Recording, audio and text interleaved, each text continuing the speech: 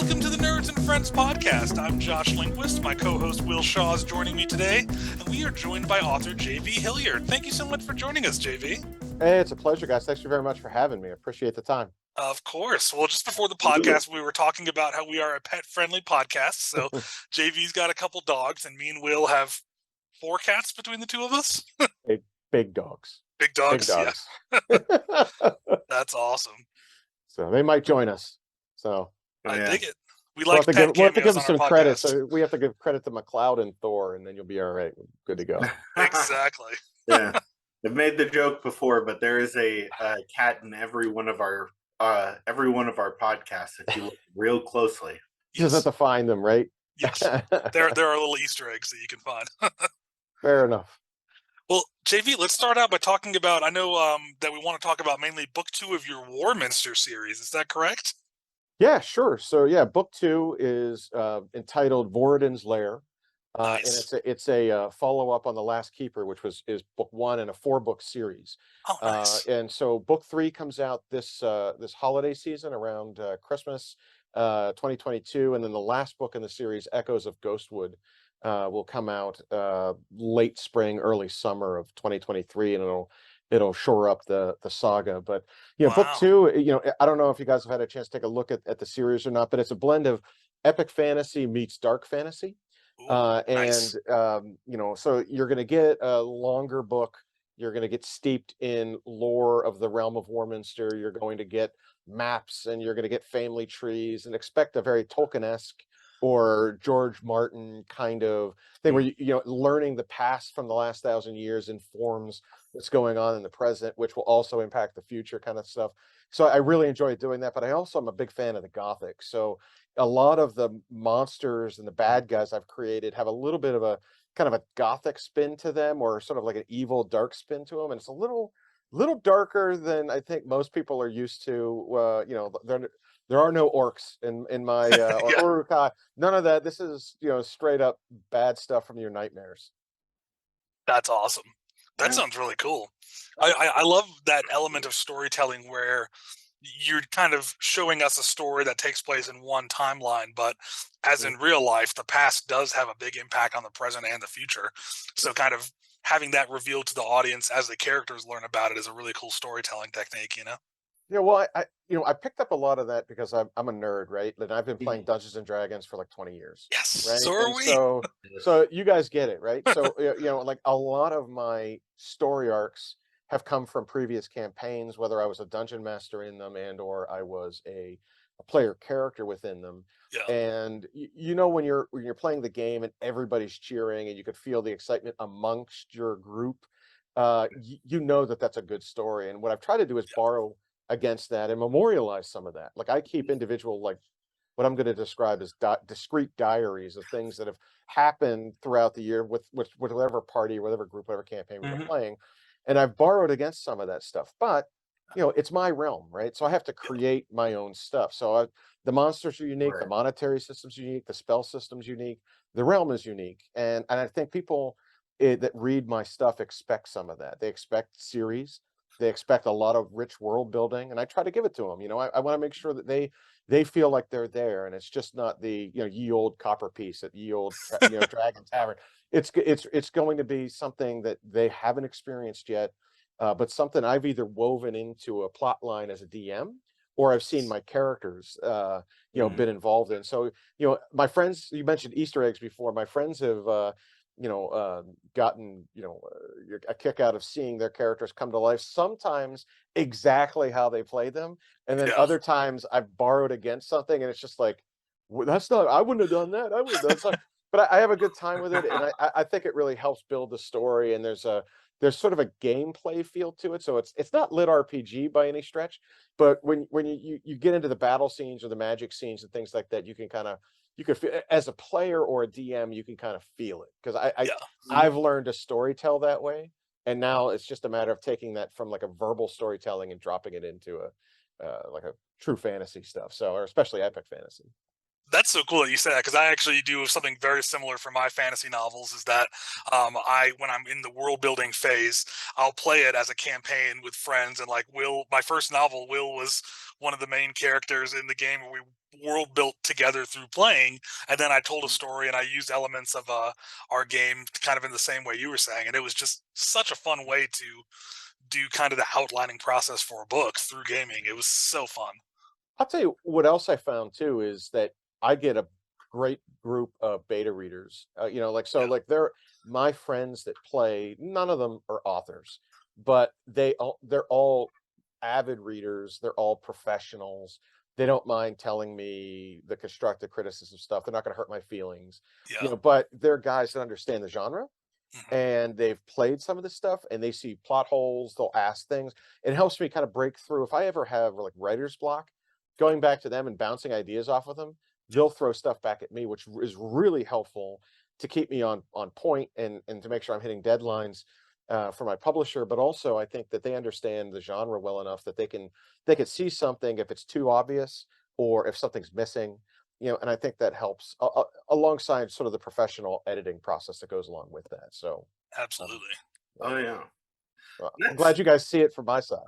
Oh Oh yeah. yeah, No, I think that's a really fascinating way to go about it, because the other nice thing about writing like that is that you're able to pull in somebody else's thought process for a character. Because I mean, when you're creating something all on your own, like, as much as you want to detach yourself from whatever you produce, like that character is really a part of you.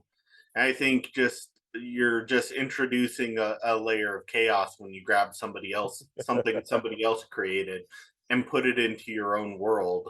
yeah, Yep, and I'll say this too. I mean, it's been you just described the exact process, right? Like you know, you get my wife laughs at me because when my friends and I get like a holiday or a barbecue or whatever, all sitting around, we will be talking about our Dungeons and Dragons adventures Oh yeah. like they were real. yeah, Right? Do you remember when you did this or you got destroyed by the sphere of annihilation? And like everybody's talking, and it's like a group Mhm. delusion that everybody's had together, yeah, but it sticks with you. It's like a memory, right? And you yeah, remember stuff and you make fun of your friends like 10 years later, busting their chops about it. yeah, And that's the stuff that Mhm. needs to find its way into a good story. And so I focus on those things. They've already been battle tested, right? Like I know that yeah, they worked out well because I have a group of experienced players and also a group of experienced readers that are in the genre that have seen and read the other stuff. And if they say it's good, that I know it's good most of the time. Mhm. yeah, Yeah, right, not all the time. Sometimes it gets to my editors and they're like, nope, scratch that off the list. But I think that that's from a perspective of an author and my authorship, I think that's really helped me because I mean, let's face it. I mean, being a debut author, you got to look for help somewhere, yeah. Oh and I find this community very helpful. Yeah, yeah. No, I've met so many wonderful people and like gotten really good advice. yeah. Shout out to Michael Evans who connected us. Got a lot of good Yeah, connections through him, so it's fantastic. But no, it's such a fun way to I've met a lot of authors who also play D&D, but you're the first one I've interviewed who does like me and really makes it an integral part of the world building process. So that's just really cool.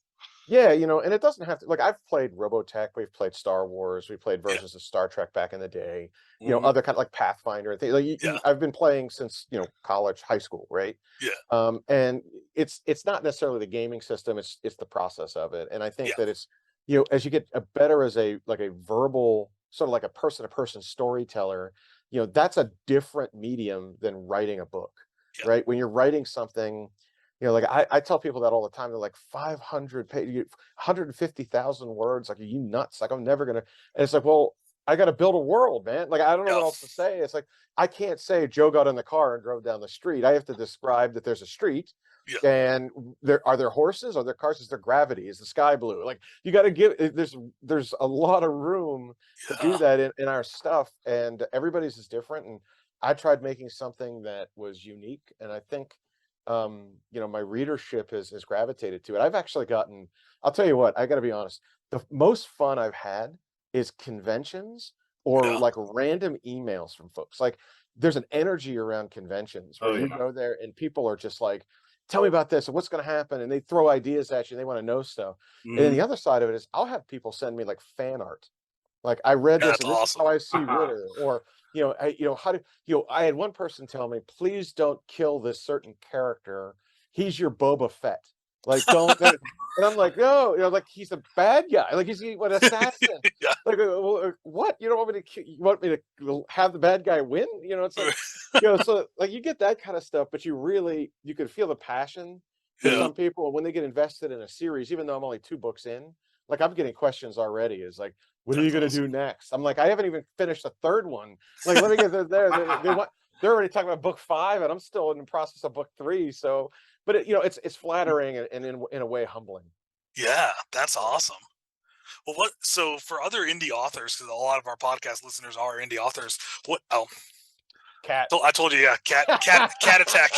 The cat has attacked. That's all right. Um, We'll but scratch one up there. yeah, exactly. All good. But like, what's some of the ways that you got your book out there, beyond family and friends, and started getting like true fans, which it sounds like you have. Like, what's some of Yeah. the tips or tricks that you have for that? Well, my day job is I've been an entrepreneur since Nice. 2000, right?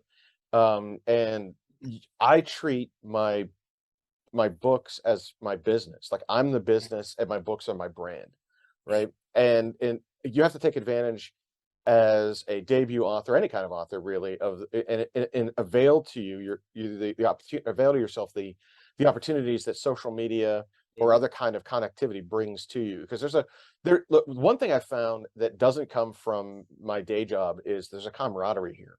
We're not competitors with one another. You'll read my stuff Right. and I'll read your stuff, and it's almost like, hey, I'll share my list, you share yours, because it's the same. We all want everybody else to succeed, and so Yeah. you try to connect with other people, you try to do things like this, and there are folks out there like Michael, you mentioned Michael before, and other groups that you join on Facebook or Twitter groups, or places where you find other groups. And in my case, I've really sort of doubled down on social media. Like, Yeah. I've got, I use Twitter a lot, I use Discord, I'm using a variety of other um, social media platforms to get my message out, because it's free. It's the only Yeah. Mhm. cost to it is really my time, Right. right? And I think that's part one. Part two is, I dig into it like it's a business, man. Like I will literally, I'll go to every library that'll take me. I go to every bookstore that'll take me. I don't care if 3 people show up.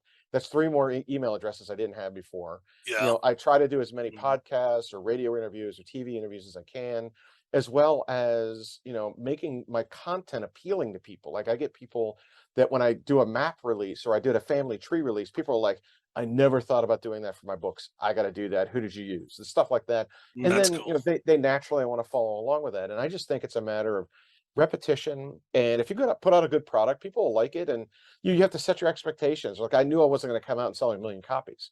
You know Right. what I mean? But book one, if you hit your benchmark, okay, then go to book 2 and then book 3, and you can build and build and build Yeah. until you've got a bit of a Right. loyal following, and your readership grows. And I really think that that's where I'd like to head. And if I can offer any kind of advice to the folks that are paying attention to us tonight, I'd say do that. Just treat it as if it's a business. And if you want this to be the way that you go out, you retire this way, or Yeah. this is what you can do full time, and you can quit that day job, then do it. I mean, just put the time in. And the Cortez burned the boats when he arrived in the New World. You got to burn your boats, and just like, I'm an author. You know what I mean? When people ask you Yeah. what to do, you have to say that. Yeah. And it's just that kind of stuff. So that's what I would suggest. That's awesome. That's great advice, man. That's cool. I hope. Oh, yeah. So when are you gonna, with all of the different ancillary products that you have to produce your books, then when are you coming out with the official campaign guide? Well, good question. I don't know yet. I honestly, there's been a lot of weird stuff that's happened to me, because I get questions unrelated to that, but like people are always asked like, oh, well, are you is this gonna be a movie? Is this gonna be a Netflix, whatever?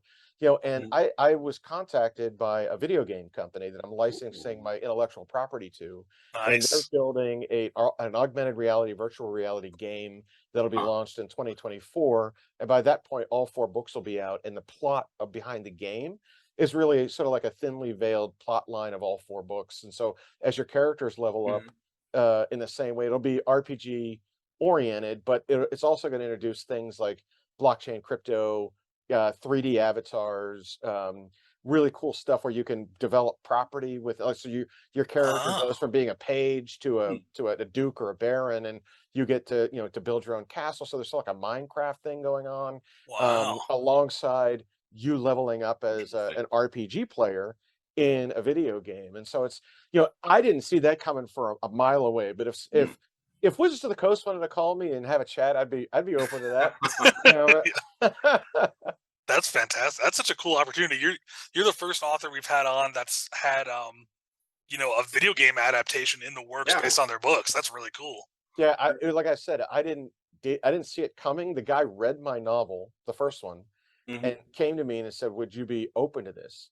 And I said, yeah, I'm a Yeah, gamer. I mean, this would be great." And I explained to him where, because he wanted to know more about where it was going, the CEO of this company. yeah, And, Yeah. I sat down with him. I had a chance to chat about it. I got our, the IP lawyers involved, and, we cut a deal, and we started, in effect, launching it last April, maybe May nice. timeframe. It's really started to go through the Wow. process of getting it done. And so, and now I'm sort of part of his team. I'm part of like the storyboarding, right? Yeah, Like I don't, you don't want me in there coding. That's not what I do. But Yeah. like if you could deploy me in storyboard and helping them advance a story, and so he's already out there developing NFTs, that like fun NFTs that are redeemable in the game, and nice. things that you can collect and Mhm. trade among other players. And he's Oh, that's got sort of cool. this like gamification going on Discord, where you got early adopters that are helping to make the game better before the game even comes out. And Wow. what does everybody want to see, and Yeah. how do they want it to work?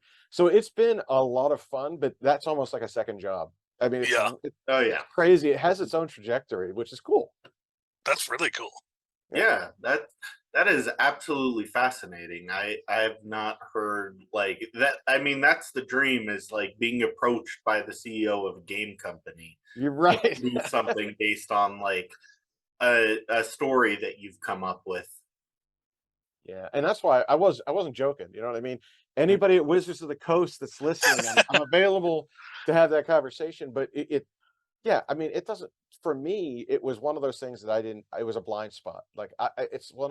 Like you would think that Mhm. that comes after you make the game, or after it becomes a graphic novel, or after it becomes a movie.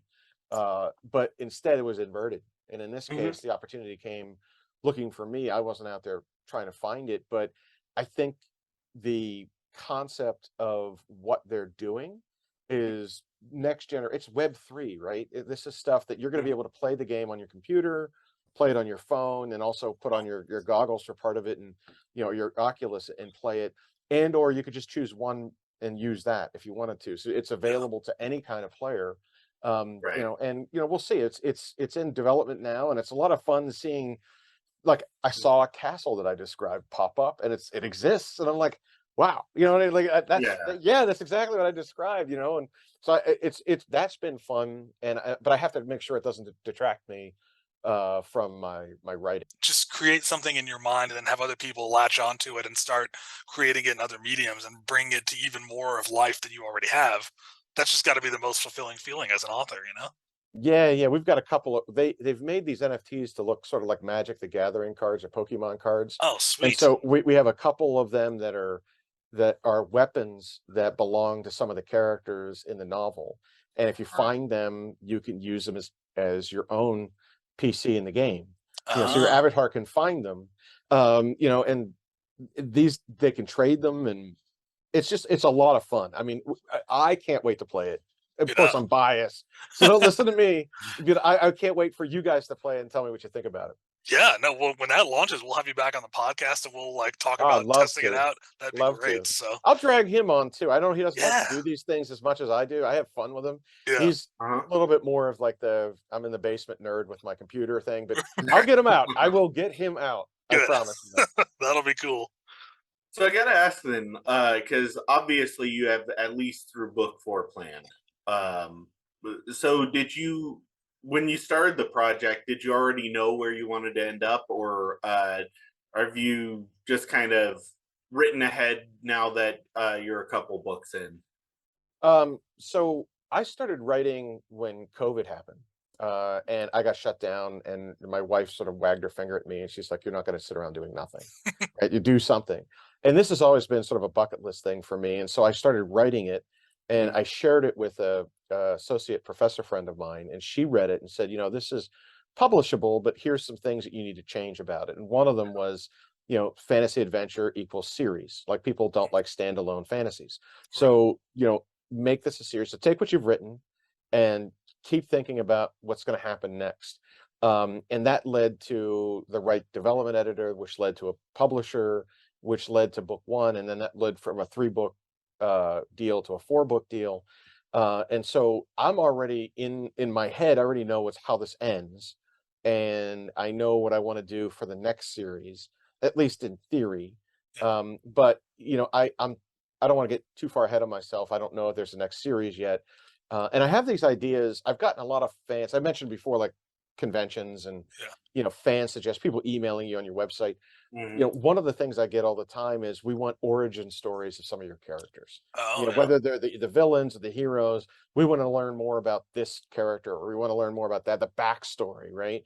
Yeah. Show me those. And so I've been thinking about, in the interim between the two series, assuming there is a second series, that I Mhm. have a series of like shorter novellas or novels, maybe not in the epic fantasy size, but give sort of a peek behind the curtain as to the background of some of the more popular characters in the series. So that's where I think it's going. And that might buy me a year or so to kind of get the rest of my plotting done for series two. Yeah. But I'm thinking that if I can make that work, that might be the plan that I'd like to go with. But we'll see. It's still up in the air. That's so cool, man. That's gotta feel great having people asking you to like write these books, like being in that position where they're like, "Hey, I like this part of what you wrote. Give me more of that." Like that's a great position to be in as an Yeah. author. I'll tell you what, though. I mean, you get it. You're a writer. Yeah. Uh, there are people that are asking me for characters that I didn't expect. Like, Yeah. one of them, I've got this, like, it's basically, he's a spring heel in my novels, but it's a ripoff of like Tolkien's Hobbit, except it's on steroids, and he's like a barbarian berserker, right? Nice. And his Mhm. name is Blue Connie. He's got this like blue tattoo. He looks like a raccoon, and he has this ability to like jump 20 feet in the air, hence spring heel. Ah, And he rides a ward dog that was like modeled after one of my old dogs, and like, who was just, he was nuts. And so you got this nutty barbarian halfling atop a nutty dog, and they just ride into battle and create havoc and chaos and stuff like that. And I use them as basically the comic relief. yeah. Like, he says the wrong thing, he burps at the wrong time, he gets drunk at the bar and gets the main characters in trouble. Like, he's that guy, and people are like, "Oh, I want to know more about him." And I'm like, "Why?" Like, it's okay. Yeah. Like, All you right. take notes and, yeah, see what happens. But I got that one, and the Boba Fett comment, because I'm a big Star Wars fan. I mean, that Same. hits home. I'm like, "Oh, don't tell me my evil assassin guy is your Boba Fett." Like, no, no, Right. because I'm not gonna no spoiler alerts here, but I'm gonna tell you, you might not make it through the whole series. Like, You're you're right. just like, what am I gonna do with that? Like, I just write He them might off end up now. in a Sarlacc pit somewhere, you know? Yeah, and that's the thing. I've got like, "Oh, we'll find a way that you leave it," and I'm like, that's Yeah. not my style. But we'll figure it out. We'll figure it out. It's still, book 4 is a long ways away, Yeah. so we'll Yeah. see. Just remember, if there's no body, they didn't die. Yes. Total Star Wars play. I love it. I love it. But JV, to circle back to your Yeah. books, like, so you've already created 2 books. You're working on the third. You've got a fourth one planned, and then you've talked about a potential second series and tie-in novellas to bridge that. What are some of your other goals as an author? I mean, it sounds like you've already accomplished a ton and have a lot in the works, on your docket. But I was wondering, do you Yeah. have any other genres you want to explore, or other projects you're working on, or? Yeah, so I'll answer that in two ways. I mean, I am a big horror and gothic fan, and I would love to write sort of like a great American vampire novel one day. Like, I've got a great Nice. idea for it, and the reason I didn't start with it is I wanted to stumble through my author journey to figure out how to do this better, so I don't screw that story up. Because I think I got a really good story that gets away from Twilight and Buffy, and even Yeah. though I'm a sucker. I watch Vampire Cat. I'm not, anything that has a vampire in it, I'm gonna watch it. Right? Yeah. I'm stupid. I'm gonna watch it, and Oh yeah. anyway, and I write it off as I'm taking notes. I tell my wife, she's like, "Why are you watching?" I'm like, I'm taking notes here. Yeah, let's see what's going on. This but is for work. yeah, it's for work. It's future. It's Tax research. write-off. It's research. But like the the idea of doing that is always out there, and I think that's something I want to do. Although I understand, and I get it now that I'm doing it. It's hard to kind of break away from your genre. Like if Stephen King wrote a romance, it's Right. almost like if to create like a pen name Right. just for a separate genre, and then you're starting that thing all over again. It's not and so I'm considering that's what I would love. That's a bucket list thing for me too. And then on the other side of that, I would love to turn this into some kind of a graphic novel. I think that the story itself would lend to that comic booky sort of feel, but more like an adult comic booky Yeah. sort of feel. And I love like Japanese animation, like the '80s, like Robotech kind of stuff with Rick Hunter and Lin May and all those characters. I like the way that looks with a little bit of a Castlevania in it, Ooh. and that's how I see it in my head. But I don't have the talent. I can't draw a straight line with a ruler. So like, I'm not the guy to do that. But it would be really cool if I had a collaboration partner or partners that could take this and kind of whittle it down into something that could be visually shared in Yeah. these illustrative graphics and kind of make it its own Walking Dead, right? You kind of, Mhm. and taking that stuff and and inverting it and doing it the opposite way, where here's the story, now let's go make the comic out of it. And again, guess what, guys? I'm a nerd, so I like comic books too. So yeah, of course I want it to be a graphic novel, but we'll see. Oh yeah. That's cool. We recently had a guest on who was our first comic book creator, and he's an author also, and he assembled artists and hired them, and is building the first series of a graphic novel based on his novel that he's written. So that was really cool. He walked us through his process and everything, and it was now it got me all thinking like, oh, I want to do something like that for my books. Like that's so Yeah. cool, so yeah. I would just love to see it in that form, because I think what I'm doing lends to it. It's such a rich environment that could come across so well if you just have the right artist or artists Yeah. working on it and drawing it out. Because the story can be broken up into the variety of these things. And I think as you guys get reflecting on what we talked about a few minutes ago, the D&D aspect of it, there are scenes where it's like, we're going to blow you away with this, that here's Castleshire and here's Thronehelm and here's, the places you get to visit them in your mind when you read it, but when you see it in a graphic novel, kind of brings it to life and it pops. Yeah. And then you could do the same thing with the battle scenes and to develop the weapons and to show that stuff, the things that come to life from inside your head. And now all of a sudden you see what Ritter's magic silencer bow looks like, or Arjun's katana, like that kind of stuff. I think it just gets me revved up, and I would just, I'd like to see it. So I'm down with that. Anybody know anybody? I'm in. Call me. Will's a really talented animator, just to throw his name in the bucket. Oh, Will, I think we got a project together, buddy. I am not a talented animator. I am an illustrator. I said illustrator, or did I say animator? You said animator. My bad. My bad. I cannot animate to save my life. Although I'm trying to learn, but yeah, I am an illustrator. Period. Well, JV, this has been an awesome interview. This has been so fun. I've learned a ton. I can't wait to hop in my Amazon and order the first book of the Warminster series, because it sounds right up my alley. Fantasy, lore heavy, dark, interesting. Like, it sounds fantastic. So, as a Tolkien and George R.R. Martin nerd, it sounds delightful. So, Oh, well, I hope you guys like it, and I appreciate the opportunity to come on and chat with you guys. This has been fun. I literally, when you said it, I looked up at my clock. I can't believe we've been talking for 30. It's felt like 7 minutes. I know, Like right? this is, like And we time got flies. together in real life and nerd out over a beer or something. This is Absolutely. fantastic. Yeah. Yeah, totally. Well, we'll love to have you back on the podcast, and can't wait to reconvene and talk about once we've read the book and then play the video game that comes out about it. That's going to be awesome. Lots of fun, gents. Thank you very much. Very cool. Well, thanks so much for being on Nerds and Friends, man. This was awesome. My pleasure. Thanks again for having me, and look forward to the next. Absolutely.